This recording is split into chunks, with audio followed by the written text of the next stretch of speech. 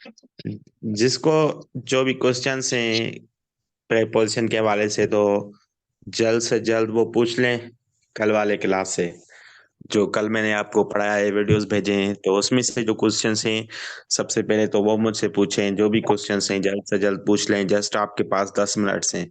उसके बाद मैं आगे स्टार्ट करूंगा।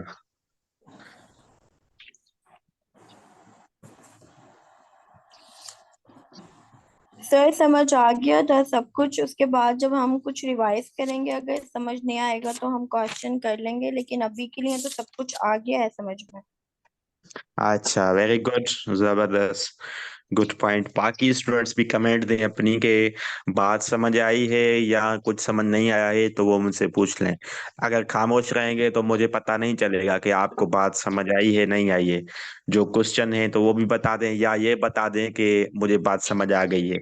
इतना बता दें तो मैं आगे चलूंगा। सर मुझे जो है कल वाली रिकॉर्डिंग चाहिए कि मैंने आज से ज्वाइन किया है।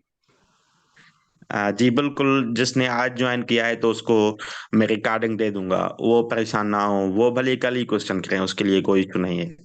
वो कल ही क्वेश्चन करें प्रेपोजिशन के हवाले से। लेकिन जो कल वाले क्लास में मौजूद थे, जिसने रिकॉर्डिंग मेरी सुनी है, मेरे वीडियो को सुना है, तो वो काइंडली अभी मुझे बता दें।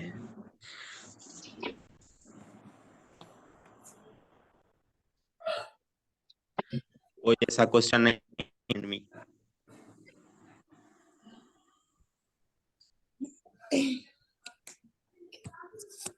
हेलो।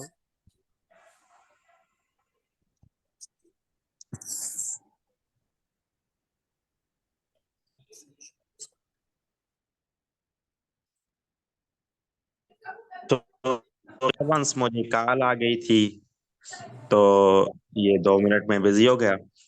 अभी जो है आप बता दें मुझे। सर, जी। आपका जो लेक्चर था एफपीएससी सॉल्व प्रेपोजिशन का, उसमें जो आपने जो कुछ भी आपने 50 जो प्रेपोजिशंस बताए हैं, ये क्या फिक्स्ड प्रेपोजिशंस हैं कि क्या हैं?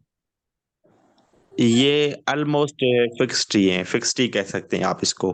और ये एफपीएससी के मुख्तलिफ पास पेपर्स में आ चुके हैं। वो मैंने कलेक्ट किए थे, एक पास पेपर्स का बुक है, उसे मैंने निकाल के ये लिखे थे, नोट किए थे प्रेपोजिशंस, जो भी इम्पोर्टेंट क्वेश्चंस थे। तो वो मैं आपके साथ शेयर कर दिए वीडियो में। ये लाजमी पढ़ें आप। जी सर। हाँ, आगे कोई क्वेश्चन नहीं है तो बस ठीक है। अगर आपकी बात क्लियर हो गई है तो बस ठीक है, हम आगे ही चलते हैं। तो कल मैंने आपको एक बात शायद बताई थी या नहीं बताई थी, आज दोबारा मैं बताता हूँ। वो बात यह है कि प्रेपोजिशन जब हम पढ़ते हैं टॉपिक, तो उसमें तीन जो है वो चीज़ों का ख्याल रखना होता है, या तीन तरीके से हम प्रेपोजिशन को पढ़ सकते हैं। तो वो कौन से तरीके हैं? एक तो वो प्रेपोजिशन होती है जो फिक्स्ड होती है, मतलब उसको जो है हम समझ नहीं सकते, उसको जस्ट रट्टा ही लगाना होता है, याद करना होता है, क्रेमिंग करना होता है। ठीक है, क्रेमिंग मतलब याद करना, उसको रट्टा लगाना। तो एक तो हो गई क्लेमिंग वाली प्रेपोजिशन जो फिक्स्ड है, जिसकी लिस्ट मैंने आपको ग्रुप में शेयर कर दी है। उसमें क्या लिखा होता है कि वर्ड फॉलोड बाय प्रेपोजिशन। उसका फाइल भी मैंने ग्रुप में आज ही भेजा है, आपने देखा होगा। तो एक तो वो प्रेपोजिशन हैं जो फिक्स्ड हैं। दूसरी प्रेपोजिशन वो हैं जो कॉन्सेप्चुअल हैं, जिसके मैंने वीडियोस में, पहले जो वीडियोस हैं फर्स्ट टू सेकंड थर्ड, जो ये वीडियोस हैं, इसमें तकरीबन वो हैं प्रेपोजिशंस जो कॉन्सेप्चुअल हैं, कि इन कहाँ आएगी, एट कहाँ आएगा, वो कॉन्सेप्चुअल है। थर्ड जो टाइप है प्रेपोजिशन का, या प्रेपोजिशन को अटेम्प्ट करने का तरीका, वो देखना होता है कि ये कोई जो है वो ऐसा वर्ड तो नहीं है जिसके साथ प्रेपोजिशन नहीं आएगी। तो तीन तरीके से हम प्रेपोजिशन के क्वेश्चन को सॉल्व करते हैं। सबसे पहले ये देखें कि ये कौन सा वर्ड है, इसके साथ प्रेपोजिशन आती है या नहीं आती है। और ये बिल्कुल कम ही वर्ड्स हैं, तकरीबन कोई 20 वर्ड्स हैं जिसके साथ प्रेपोजिशन नहीं आती है। तो पहली बात वो आप याद कर लें, वो भी मैंने वीडियोस में बताए हैं आपको। उसके बाद जब आप देखेंगे कि इसके साथ जो है प्रेपोजिशन लाजमी आएगी, मतलब ऐसा वर्ड नहीं है कि इसके साथ नहीं आएगी, बिल्कुल आएगी, लेकिन अब वो देखना है कि कौन सी आएगी। तो फिर आप देखेंगे कॉन्सेप्चुअल तो नहीं है। अगर कॉन्सेप्चुअल भी नहीं है, फिर देखेंगे कि ये वो वर्ड तो नहीं है जो फिक्स्ड था, तो फिर आप फिक्स्ड के हिसाब से लगाएंगे प्रेपोजिशन। सब में जो है वो कॉन्सेप्ट नहीं होता है। तो इस तीन तरीके से आप प्रेपोजिशन को हल करेंगे, ये लाजमी नोट कर लें, पॉइंट जो है अपने माइंड में बिठा लें। तो प्रेपोजिशन तो ये हो गई, और प्रेपोजिशन के सारे मैंने जो है आपको वीडियोस भी दे दिए हैं, टेस्ट भी ले लिए, और अल्हम्दुलिल्लाह तकरीबन तो स्टूडेंट्स की अच्छी रिजल्ट है। जिसके 10 से 5 एमसीक्यूज भी ठीक हैं तो उसकी भी मैं कहता हूँ कि गुड रिजल्ट है। लेकिन जिसके 10 से कम क्वेश्चन सही हैं, मतलब उसने सही से मेरे वीडियोस को नहीं देखा है। और वीडियोस में मैंने बिल्कुल आसान तरीके से बात समझाई है, उसमें कोई मैंने जो है हार्ड एंड फास्ट रूल इस्तेमाल नहीं किया, कोई मैंने जो है वो फारसी और जो है अरबी नहीं बताई है। बिल्कुल सिंपल जो है लैंग्वेज में सिंपल तरीके से मैंने आपको समझाया है। अगर फिर भी बात समझ नहीं आई है, उसको दोबारा आप सुने, तीसरे बार सुनेंगे तो आपको बिल्कुल बात समझ आ जाएगी और कॉन्सेप्ट क्लियर हो जाएगा। फिर भी आपको बात समझ नहीं आती है तो बिल्कुल आप मुझे पर्सनल बात कर लें, या आप जो है ग्रुप में पूछ लें, नो इशू। तो इंशाल्लाह आपको क्लियर हो जाएगा टॉपिक। तो इंग्लिश में एक तो प्रेपोजिशन के क्वेश्चंस ज्यादा आते हैं। दूसरे नंबर पे जो टॉपिक होता है वो आप नोट कर लें, वो टॉपिक होता है सेंटेंस करेक्शन। और करेक्शन के जो रूल्स हैं वो तो वैसे बहुत रूल्स हैं, लेकिन 100 इंपॉर्टेंट रूल्स हैं जो मैं आपको कराऊंगा। और इंग्लिश के रूल्स के अलावा और इंग्लिश में क्या आता है, तो रूल्स के अलावा जो इंग्लिश में होता है वो आपको दी आती है सेंटेंस स्ट्रक्चर। और वो जो ये सेंटेंस स्ट्रक्चर है आपकी, ये सेंटेंस स्ट्रक्चर भी इसी रूल से ही होती है। सेंटेंस स्ट्रक्चर और करेक्शन ऑफ सेंटेंसेस ये दोनों एक टॉपिक में आती हैं। उस टॉपिक का नाम क्या है, रूल्स ऑफ करेक्शन। तो प्रेपोजिशन के बाद मैं स्टूडेंट्स को वो टॉपिक करवाता हूँ, लेकिन उसके बाद भी टॉपिक्स कुछ आपको खुद पढ़ने हैं। उसमें कौन से टॉपिक्स हैं जो आपको खुद करने हैं, जैसे सिनोनिम्स हैं। सिनोनिम्स हम कहते हैं हम माना अल्फाज को, एक जैसे अल्फाज। ठीक है, मैं फॉर एग्जांपल आपको एक अल्फाज बताता हूँ सिंपल, उसका मैं कहता हूँ आपको कि इसका सिनोनिम बताएं। तो सिंपल का सिनोनिम होता है इजी। सिंपल की मतलब क्या होता है, आसान। इजी भी मतलब आसान। ठीक है, तो बहुत सारे स्टूडेंट तो इसमें ही कंफ्यूज हो जाते हैं कि सिनोनिम की माना क्या है, सिनोनिम हम कहते हैं किसको है, कौन सी ये बला है। तो सबसे पहले तो आप अपना कॉन्सेप्ट क्लियर करें कि सिनोनिम उसको हम कहते हैं जिस जो हम माना अल्फाज हैं, मतलब जिसकी मीनिंग सिमिलर हो। ऐसे ही समझे, सिमिलर मीनिंग वाले, सेम माना वाले जो अल्फाज हैं उसको हम सिनोनिम बोलते हैं। ठीक हो गया, तो ये सिनोनिम आप जो है वो मैं आपको एक एक तो नहीं पढ़ाऊंगा, और ऐसे तो थाउजेंड्स में वर्ड्स हैं। तो ये मेरे पढ़ाने का टॉपिक नहीं है, मुझे जस्ट आपको आइडिया देना है कि सिनोनिम होता क्या है, वो मैंने बता दिया। तो अभी मैंने सिनोनिम की एक लिस्ट आपके साथ ग्रुप में शेयर की है, वो लिस्ट आपको देखनी है। ठीक हो गया, तो वो लिस्ट आप देखें कि उसमें कौन से हैं वो इंपॉर्टेंट सिनोनिम्स हैं जो मैं आपके साथ शेयर किए हैं। एक तो वो पाक एमसीक्यूज में भी अवेलेबल हैं, और वहां से ये एसपीएससी कॉपी करते हैं। उसके अलावा ये वो भी एमसीक्यूज हैं इसमें जो पास पेपर्स में सिविल सर्विस कमीशन में आ चुके हैं, तो वो भी आप कह लें। ओके हो गया, तो ये तो हो गया सिनोनिम। तो सिनोनिम के हवाले से कोई क्वेश्चन है तो मुझसे पूछें, सिनोनिम के हवाले से। ये काइंडली अपने अपने जो वॉइसेस हैं ये म्यूट कर दें, बहुत सारे आवाज आ रहे हैं।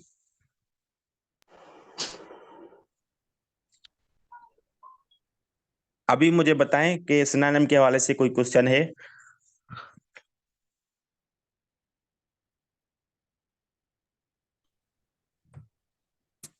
वॉइस आ नो, रहा है मेरा? नो सर, कोई क्वेश्चन नहीं है। आप जो है आज का टॉपिक स्टार्ट कर दें जो भी है। ठीक है, आज टॉपिक स्टार्ट नहीं होना है। आज जस्ट मैं आपको सारे टॉपिक्स इंग्लिश के कंप्लीट सिलेबस बताऊंगा। कंप्लीट जो सिलेबस के टॉपिक्स हैं उसको डिस्कस करूंगा इंग्लिश के। तो क्योंकि आपको भी तो स्टडी करनी है ना, तो आपको मैं एक आइडिया दे दूं सारे टॉपिक्स का कि ये टॉपिक्स होते हैं, इसको पढ़ना है। तो तकरीबन टॉपिक्स तो ऐसे हैं कि आपको खुद को करने होंगे, बाकी जो समझाने वाले हैं वो मैं समझाऊंगा कल से। आज जस्ट मैं सारा आपको ब्रीफ दे दूंगा सारे सब्जेक्ट्स का। तो इंग्लिश में मैंने आपको बता दिया कि सबसे पहले प्रेपोजिशन, उसके बाद सेंटेंस करेक्शन, उसके बाद सिनोनिम, और सिनोनिम के बाद क्या होता है, एंटोनिम्स। एंटोनिम का मतलब क्या होता है, अपोज्ड वर्ड, मतलब डिफरेंट वर्ड, अपोज्ड वर्ड, मतलब जो हम माना अल्फाज ना हो। फॉर एग्जाम्पल मैं आपको कह दूं कि इजी, इसका एंटोनिम बताएं, तो टेस्ट वाले क्या करते हैं, सबसे पहले तो ए ऑप्शन में लिख लेंगे सिंपल, तो आप कहेंगे सिंपल कहते हैं, लेकिन ये तो आप समझे कि वो सिनोनिम पूछ रहा है, एंटोनिम पूछ, लोग देखते ही नहीं है, ये स्टूडेंट्स देखते नहीं है कि वो क्या पूछ रहा है। तो किसका आवाज रहा है, काइंडली इसको आप म्यूट कर दें।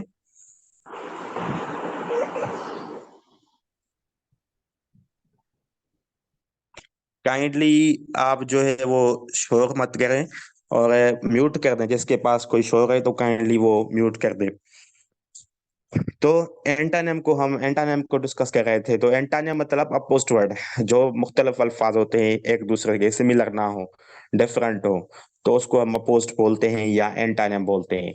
तो जैसे मैंने आपको एग्जांपल दे दिया कि इजी का अगर एंटानिम आता है तो सिंपल नहीं होगा।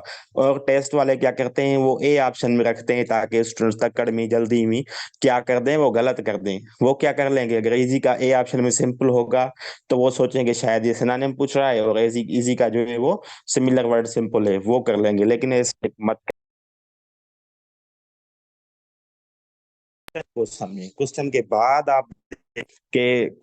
बाद आप देखें कि जो है वो कौन सा अल्फाज है और इसका जो है रिलेटिव वर्ड कौन सा है।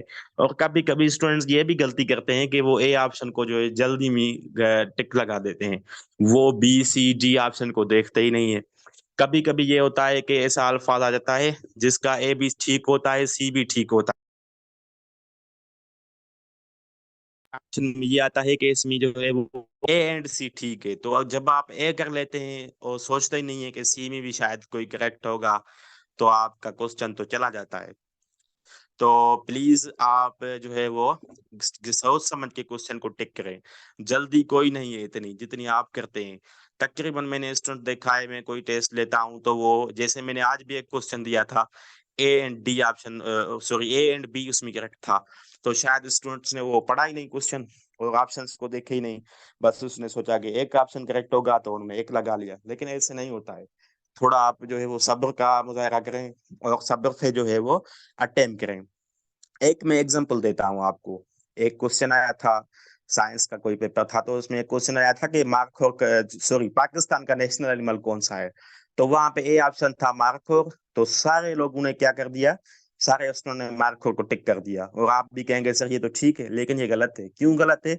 क्योंकि वहां पे बी जो ऑप्शन था उसमें उसका साइंटिफिक नेम था और सी में बोथ ऑफ दीज था। तो सी ऑप्शन होना था। और स्टूडेंट्स ने जल्दी करने की वजह से क्या किया, उन्होंने ए टिक कर दिया। तो कभी कभी ऐसे कंफ्यूजिंग क्वेश्चंस होते हैं, ट्रिकी क्वेश्चंस होते हैं। टेस्ट वाले जो है वो आप स्टूडेंट्स का माइंड समझते हैं, वो समझते हैं कि स्टूडेंट्स इसको टिक लगाएंगे। और आज मैंने भी 2 से 3 क्वेश्चन ऐसे दिए थे जिसमें ए ऑप्शन करेक्ट लग रहा था, लेकिन ए करेक्ट नहीं था। लेकिन लग रहा था कि शायद यहाँ पे ए होगा। आपने भी सोचा होगा कि शायद यहाँ पे ए होगा, लेकिन ए नहीं था, क्योंकि वो ग्रामर के कुछ रूल्स थे। तो पहली बात ये भी आपके माइंड में होनी चाहिए। उसके बाद एंटोनिम्स के बाद जो टॉपिक है, सिनोनिम्स भी हो गए, एंटोनिम्स भी हो गए, स्पेलिंग करेक्शन। और स्पेलिंग करेक्शन ऐसा टॉपिक है जिसके लिए आप जितनी पढ़ें कम है। लेकिन उसके लिए जो मैंने आपको ग्रुप में सेंड किए हैं वो स्पेलिंग मोस्ट इम्पॉर्टेंट है, क्योंकि वो मैंने तकरीबन वेबसाइट से उठाई हैं और स्पेशली जहाँ से पास पेपर्स में आ चुकी हैं जो भी स्पेलिंग, वही मैंने नोट की है। तो ये स्पेलिंग मोस्ट इम्पॉर्टेंट है, क्योंकि जो पास पेपर्स में क्वेश्चन आता है वो रिपीट होता रहता है। तो ये आप लाजमी कर लें। और इसके अलावा एक बात मैं भूल गया, वो ये बात है कि सिनोनिम एंटोनिम तो बहुत हैं, थाउजेंड्स में हैं, तो आप इतने तो याद नहीं कर सकेंगे ना। तो इसके लिए एक बेस्ट मेथड होता है सिनोनिम एंटोनिम को याद करने का। वो मेथड ये होता है कि इसके आप रूट वर्ड्स पढ़ लें। क्या? ROOT, रूट वर्ड्स आप लिखेंगे, यूट्यूब पे सर्च कर लें रूट वर्ड्स।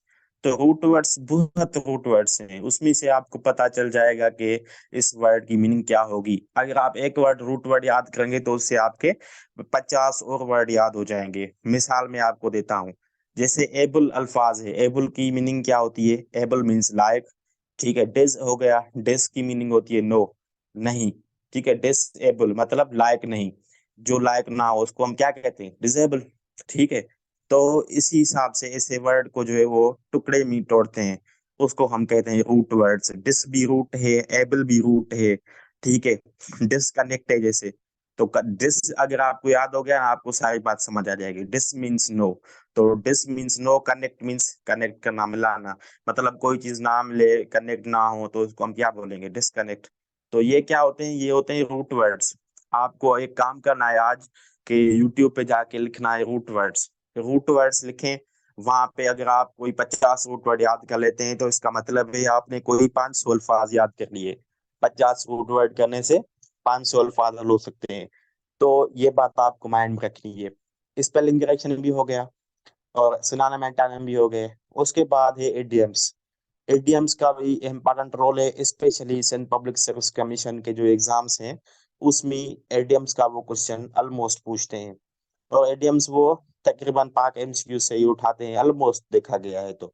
या पाक एमसीक्यू से आते हैं या एग्जाम वेदा से आते हैं, या तो जनरल भी दे देते हैं, लेकिन अक्सर इस दो वेबसाइट से आते हैं। तो इस दो वेबसाइट से भी आप कर लें, ये अपना याद करने का काम है। आप कहते हैं कि सर हमें ऐसा काम दे दें ताकि हम अभी से शुरू करें, तो ये वाले काम है जो आप अभी से शुरू करेंगे। और एडियम्स के हवाले से आपको सिर्फ जो है वो एग्जाम वेदा या पाक एमसीक्यू से नहीं करने हैं, लेकिन आपको मैंने पीडीएफ भी भेजा है। अगर किसी के पास फॉर एग्जांपल नेट नहीं है, तो जो मैंने आपको पीडीएफ भेजा है वो तकरीबन पाक एमसीक्यूज और पास पेपर्स के एडीएमस ही हैं, वो भी कर लेते हैं तो वो भी ठीक रहेगा, वो भी गलत नहीं है। और इसकी मैं टेस्ट भी लूंगा। जब आप कहेंगे आप कोई टाइम फिक्स कर लें, कोई जो है आप ऐसे समझे कि 10 दिन आपको मैं देता हूँ, तो 10 दिन में आपको वो करने हैं। 10 दिन के बाद मैं फिर आपकी जो है वो टेस्ट लूंगा 10 दिन के बाद, किसकी, इंग्लिश की। ठीक है ना? तो ये आप काम कर लें तो इंशाल्लाह ये भी आपका मसला हल हो जाएगा। तो इंग्लिश में ये हो गए। उसके बाद एक सवाल आता है, 1 से 2 क्वेश्चंस, वो आते हैं पंचुएशन के हवाले से। पंचुएशन आपने सुनी होगी, कामा हो गई, कोलन हो गया, फुल स्टॉप हो गया। ठीक है, तो पंचुएशन के क्वेश्चंस भी आते हैं, तो पंचुएशन मैं करवाऊंगा आपको। पंचुएशन और रूल्स ऑफ करेक्शन, ये दो टॉपिक्स बड़े टॉपिक हैं, और ये बड़े टॉपिक्स दोनों मैं आपको करवाऊंगा।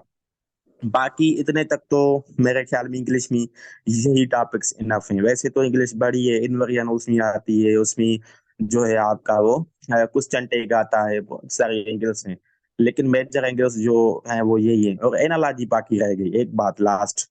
इंग्लिश में जो लास्ट बात है वो एनालॉजी है। एनालॉजी हर बार तो नहीं आती है, लेकिन कभी कभी एसपीएससी में आ जाती है, और वो एसपीएससी वाले ये तो नहीं बताते हैं ना कि एसएसटी के सिलेबस में इंग्लिश में हम ये टॉपिक देंगे, वो बताते नहीं है। तो आपको बेहतर यही रहेगा कि आप वो भी पढ़ लें, रिस्क ना उठाएं, जितना हो सके मेहनत करें और अच्छी तरह से पढ़ लें। और इंग्लिश तो ऐसी चीज है कि आपको हर जॉब में कम आएगी, भले आपकी कोई लेक्चरर की जॉब है, कोई सब्जेक्ट स्पेशलिस्ट की है, कोई भी पोस्ट है, इंग्लिश आपको कहीं भी नहीं छोड़ेगी। इंग्लिश को आपको अच्छी तरह से जो है वो सीखना है, समझना है।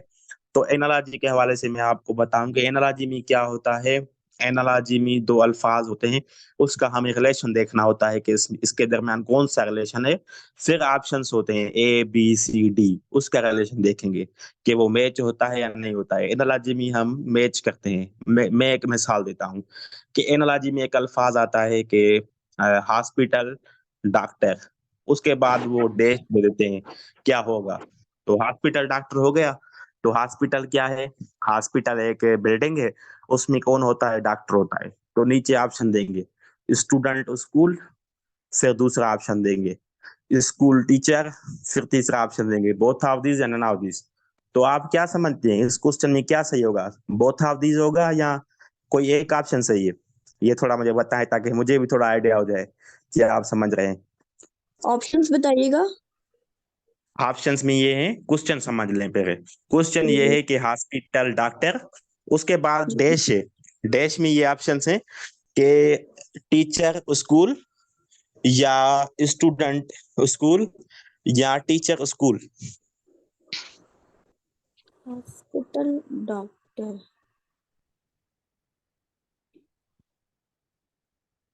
सब टीचर वो स्कूल टीचर, स्कूल टीचर, जी, teacher school teacher teacher. School.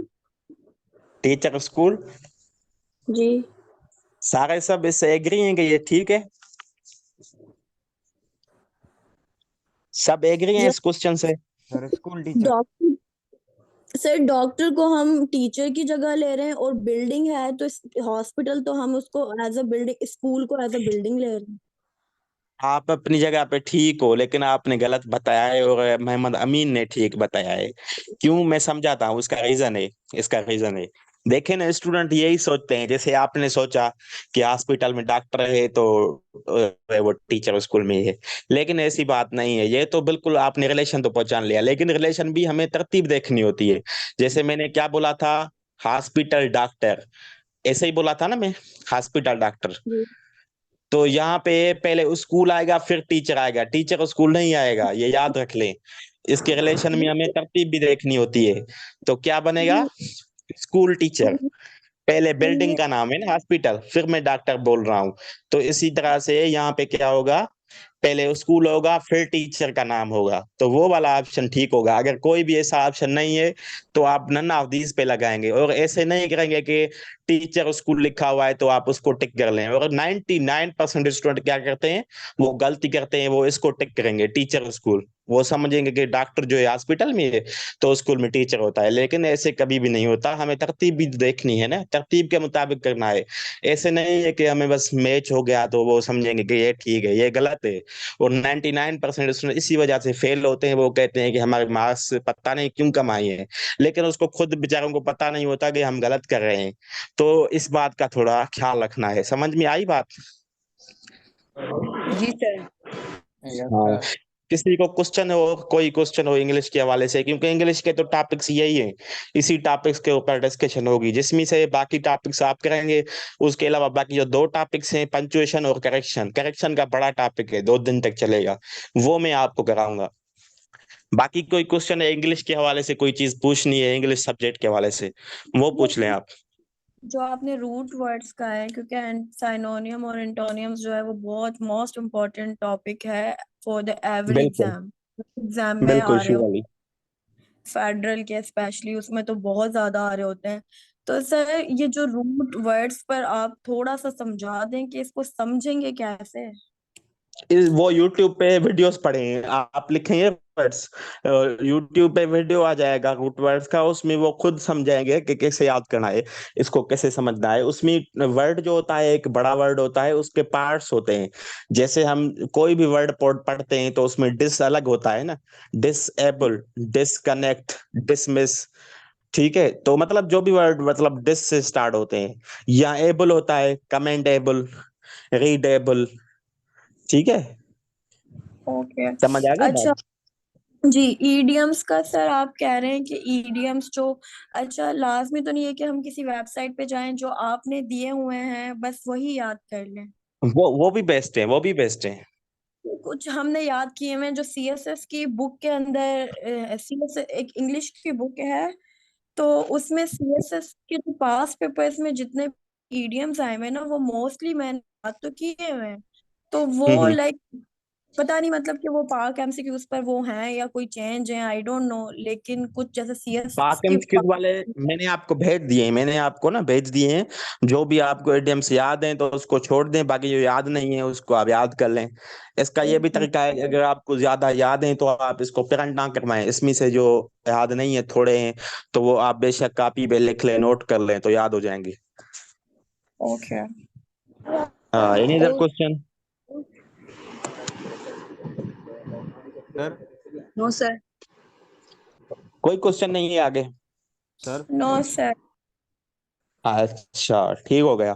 तो इंग्लिश तो ये टॉपिक्स हो गए इंग्लिश के। उसके बाद कंप्यूटर का पोर्शन भी है।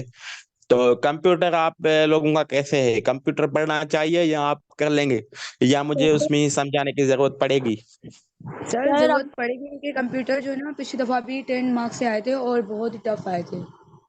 हाँ बिल्कुल, कंप्यूटर का जो पोर्शन है ना वो बड़ा डिफिकल्ट पोर्शन होता है। तो उसके बाद मैं आपको जो है वो कंप्यूटर करवाऊंगा। इस जो है इंग्लिश के बाद, इंग्लिश के बाकी 2 टॉपिक्स हैं वो हम कल कर लेंगे। तो उसके बाद जो है मैं आपको जो है वो कंप्यूटर करवाऊंगा। तो कंप्यूटर में मैं क्या क्या करवाऊंगा, या आपको कुछ क्या याद करना है, थोड़ा मैं बता देता हूँ उसका ओवरव्यू। मीटिंग भी एंड होने वाली है, क्योंकि आपको बताया कि ये मेरे ख्याल में कोई 35 मिनट की होती है या 40 मिनट तक। तो मैसेज आया है मुझे कि meeting is ending in 10 minutes, तो शायद खत्म हो जाएगी। तो जल्द से जल्द मैं आपको वो कंप्यूटर वाले बता देता हूँ। तो कंप्यूटर के जो टॉपिक्स होते हैं उसमें एक तो जनरेशन ऑफ कंप्यूटर के हवाले से होता है, उसमें कंप्यूटर की हिस्ट्री होती है कि फर्स्ट जनरेशन में कौन सा कंप्यूटर आया था, ज्यादातर यही एमसीक्यू आता है। सेकंड जनरेशन में क्या था, थर्ड जनरेशन में, फोर्थ में और फिफ्थ में। बस इसमें से एक ही एमसीक्यूज पूछते हैं। कि फर्स्ट जनरेशन में कंप्यूटर कौन सा था, उसका नाम क्या था, सेकंड जनरेशन का नाम क्या था, थर्ड का क्या था। ठीक है, ये याद कर लें। और आर्टिफिशियल इंटेलिजेंस किस जनरेशन में आती है, क्योंकि आर्टिफिशियल इंटेलिजेंस का पीरियड है ये, तो ये फिफ्थ जनरेशन है, करंट जनरेशन भी फिफ्थ है। तो जनरेशन्स के हवाले से ये एमसीक्यू आता है, ये आपको याद करना पड़ेगा। और जनरेशन्स का जो पिक्चर है वो मैं ग्रुप में शेयर कर देता हूँ, आप उसको चार्ट है एक, उसको देख लें लाजमी। उसमें समझाने की ऐसी कोई बात ज्यादा नहीं है, सिर्फ याद करने हिस्ट्री है कंप्यूटर की, कि पहला जो कंप्यूटर था वो कितना बड़ा था, या उसमें कितनी मेमोरी थी, या क्या था या नहीं था, या कौन सा सिस्टम था। बस ऐसा ही होता है। जनरेशन्स के हवाले से जो और टॉपिक होता है वो होता है शार्ट कीज। शॉर्टकट कीज जो है ना, वो मोस्ट मोस्ट इम्पोर्टेंट टॉपिक है। उससे ज्यादातर जो एग्जाम्स में क्वेश्चंस आते हैं वो शॉर्टकट कीज से आते हैं। तो शॉर्टकट कीज भी मैं आपके साथ ग्रुप में शेयर कर देता हूँ, वो भी आप देख लें तो बेहतर है। उसमें से कोई क्वेश्चन हो तो मैं आपको गाइड करूंगा। उसके बाद तीसरी जो एंगल है कंप्यूटर के हवाले से वो ये होती है कि जो फाइल होते हैं हमारा एमएस वर्ड में हमारे जो है वो तीन अकसाम के फाइल होते हैं ना। एक होता है पीपीटी फाइल, दूसरा होता है डॉक्यूमेंट फाइल, तीसरा होता है एक्सेल फाइल। तो इसकी एक्सटेंशन पूछते हैं। एक्सटेंशन को आप ऐसे ही समझ लें कि उसकी शॉर्टकट पूछते हैं, कि जो फाइल पीपीटी का होगा, पावर पॉइंट का हो जाएगा, तो उसके लास्ट में क्या लिखा होता है, पीपीटी लिखा होता है, एक्सएलएस लिखा होता है, या डाक लिखा होता है। तो लाजमी बात है कि जो पावर पॉइंट का होता है उसकी एक्सटेंशन या उसके लास्ट में क्या होता है, पीपीटी आता है। और जो अपडेटेड हैं, मतलब 2010 के बाद वाले हैं, तो उसमें पीपीटी एक्स आता है, उसके लास्ट में एक्स है। अगर एमएस वर्ड का कोई फाइल है, मतलब डॉक्यूमेंट का कोई फाइल है, तो जो पहले वाले थे उसमें डाक था, जो बाद में आए 2010 से 10 के बाद आए उसमें डाक से मतलब एक्स ऐड हुई है। इसी तरह से जो एक्सेल के फाइल हैं, एक्सेल की एक्सटेंशन क्या है, एक्स एल एस एक्स ये क्या है, ये एक्सेल की एक्सटेंशन है। लेकिन जो 2010 से पहले वाले एक्सेल के फाइल थे उसकी क्या थी, उसकी जस्ट XLS थी। जो अभी के हैं उसकी क्या है, XLSX। तो ये डिफरेंस है, एक्स का सिर्फ डिफरेंस है 2010 के बाद, पावर पॉइंट में भी और डॉक्यूमेंट में भी और एक्सेल में भी। तो ये होती हैं एक्सटेंशंस। इसमें स्टूडेंट कंफ्यूज होता है, अगर कोई आ जाता है कि करंट जो वर्जन है डॉक्यूमेंट की उसकी एक्सटेंशन बताएं, तो स्टूडेंट डाक कर लेते हैं, लेकिन डाक नहीं है, डाक से, ठीक है ना, एक्स याद कर लें। तो ये थोड़ा डिफरेंस है, लेकिन इस पे मैं बिल्कुल आपको नोट्स भी दूंगा और इसके हवाले से और मजीद भी गाइड करूंगा। और इसके अलावा कुछ टर्म्स होते हैं कंप्यूटर में इस्तेमाल, उसके हवाले से क्वेश्चंस आते हैं कि बूटिंग क्या है, लोडिंग क्या है, मतलब ऐसे बहुत सारे टर्म्स हैं, ठीक है ना। स्पामिंग क्या होता है, तो वो सारे इंशाल्लाह हम जो है वो डिस्कस करेंगे कंप्यूटर के टर्म्स। और उसके अलावा कंप्यूटर में जो है वो आपका शॉर्टकट कीज के हवाले से आउटपुट इनपुट भी आता है। इनपुट में क्या से उसके एग्जाम्पल से वो क्वेश्चन पूछते हैं, हार्डवेयर सॉफ्टवेयर के एग्जाम्पल से वो क्वेश्चन पूछते हैं। मेमोरी के हवाले से क्वेश्चन आता है, primary secondary memory, main memory, magnetic disk, hard disk, इसके हवाले से सवाल आते हैं। और उसके अलावा कंप्यूटर में जो नेटवर्क है उसके हवाले से सवाल आते हैं।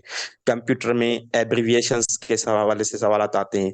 तो ये हैं वो टॉपिक्स कंप्यूटर के जो रिपीटेड हैं, जहाँ से क्वेश्चंस आते रहते हैं। तो कंप्यूटर में ये एंगल्स हम करेंगे। इसके हवाले से मैंने एक टीचर को भी कहा है, शायद वो आपको करवाए, अगर उसने नहीं करवाए तो मेरा भी अल्हम्दुलिल्लाह अच्छा कंप्यूटर है, मैंने भी बहुत सारे एग्जाम्स दिए हैं।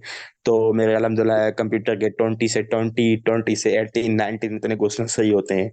तो इंशाल्लाह मैं भी खुद भी अच्छी तरह से गाइड कर सकता हूँ। इसलिए बाकी जो मटेरियल है कंप्यूटर का और इंग्लिश का तकरीबन मैंने शेयर किया है, बाकी भी जो मुझे इम्पोर्टेंट लगा तो शेयर करूंगा, लेकिन कंप्यूटर का आपके साथ शेयर करता हूं। लेकिन इंग्लिश के लिए ये है कि आपको 10 दिन का टाइम पीरियड है, 10 दिन में आपको इंग्लिश क्लियर करनी है। अगर अभी कोई क्वेश्चन है तो पूछें, क्योंकि मीटिंग का पता नहीं है, जल्दी खत्म हो जाएगी। सर जो 10 डेज के अंदर आप ईडियम्स और मतलब ओवरऑल इंग्लिश का टेस्ट लेंगे? आप जैसे कहें, मेरा तो ये ख्याल है कि ओवरऑल लूं, क्योंकि टाइम कम है ना, और सब्जेक्ट्स भी आपको करने हैं। तो इसके लिए जितना टाइम कम में आप करेंगे उतना आपका फायदा है। मैं तो ये कहता हूँ कि आप इंग्लिश ओवरऑल कर लें 10 दिन में। ओवरऑल कर लें, बट जो है ना साइनोनियम और इंटोनियम्स को छोड़कर। सिनोनिम एंटोनिम उसको आप स्किप करके ओवरऑल का टेस्ट ले लें। चलो ठीक है, सिनोनिम टाइम में नहीं लूंगा, बाकी की लूंगा। और सर उसके अलावा जैसे अब सोशल स्टडीज है, पाकिस्तान स्टडीज है, इस्लामियात है, और इसके अलावा उर्दू उर्दू या जिसकी जो भी मदर टंग है उसके हवाले से काइंडली आप नोट्स भेज लें, ताकि जैसे ही हमें वक्त मिलता रहे हम उसको पढ़कर जो है ना एक एक सब्जेक्ट को साइड में करते रहें। बिल्कुल श्योरली मैं सारा मटेरियल दूंगा, एक्सेप्ट जो है वो उर्दू, क्योंकि I am sorry for Urdu, because Urdu जो है वो मेरी लैंग्वेज कभी नहीं रही है, ना ही मैंने अब कभी उर्दू पे काम किया है, तो उर्दू के हवाले से मुझे बिल्कुल नॉलेज नहीं है। लेकिन फिर भी मैं देखूंगा कुछ पास पेपर्स को उठा के, अगर मुझे समझ आती है बात या कोई नोट्स मिल जाते हैं किसी टीचर के हवाले से कोई देता है, तो मैं आपके साथ शेयर कर दूंगा। लेकिन उर्दू मेरा सब्जेक्ट नहीं रहा है, मैं ऐसे ही आपको बता देता हूँ, गाइड कर दूंगा उर्दू के हवाले से।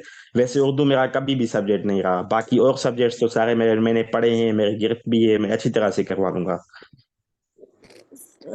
बट सर हमें तो करना होगा, तो इसलिए मतलब कहीं से अगर आपको मैं आपको नोट्स। गाइड कर दूंगा, मैं आपको गाइड कर दूंगा, नोट्स दे दूंगा, डोंट वरी। ओके। हाँ, तो और कोई इंफॉर्मेशन, कोई चीज पूछनी है तो पूछ लें। सर जी। वन वर्ड सब्स्टिट्यूशन भी इंक्लूडेड होता है ना एसपीएससी का, जिस तरह से म्यूनिसिपल ऑफिसर और टाउन ऑफिसर में आए थे? वन वर्ड कभी आते हैं कभी नहीं आते हैं, इसके लिए मतलब हम नहीं कह सकते हैं कि आएंगे या नहीं आएंगे, फिर भी मैं आपके साथ शेयर कर देता हूँ, अगर आपने वो टॉपिक मुझे रिमाइंड करवाया है तो मैं शेयर कर देता हूँ। उसका भी फाइल बना हुआ है, वही कर लें आप, वो इनफ है। उसके अलावा कोई वेबसाइट इधर उधर देखने की कोई जरूरत नहीं है, बस वो फाइल कर लेना।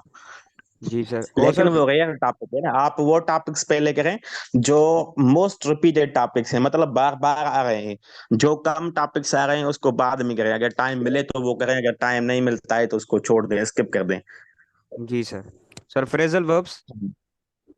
फ्रेजल वर्ब भी इतने तो नहीं आते, बस इडियम ही आते हैं, बट फ्रेजल वर्ब तो नहीं आते हैं।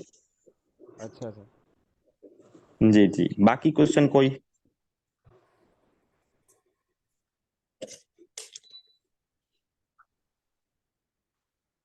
स्टूडेंट्स को कोई क्वेश्चन है तो पूछ लें।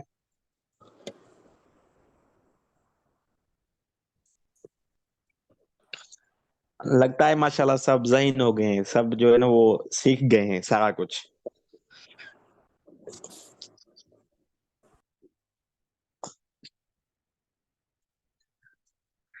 कोई क्वेश्चन